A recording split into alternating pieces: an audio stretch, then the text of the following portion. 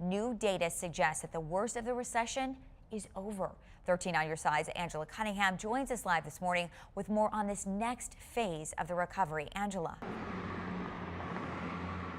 Good morning, Meredith. Yes, this recession has been particularly hard on the automotive sector, retail, and of course restaurants, and those are just to name a few.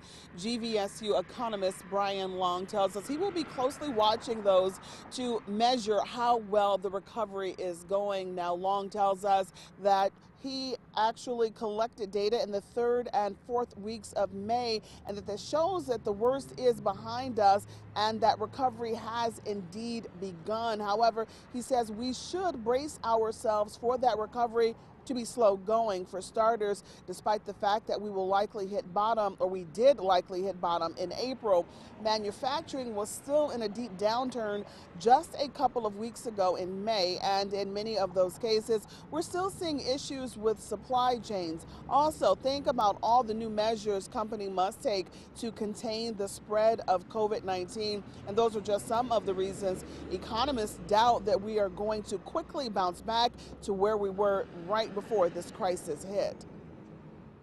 In the past, what we've always had is one of those V's where we jump up as soon as the recovery begins because of pent-up demand, but then we have to turn around and assess the damage.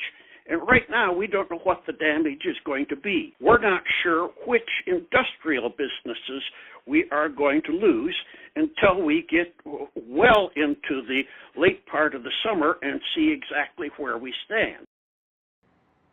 Now, Long says we cannot truly call a recession over until we return to full employment, which could take years if history is an indicator, but he says expect to see even more improvement in next month's report. So all of this is very good economic news this morning, even if it's not as great as we would like it to be. Back to you.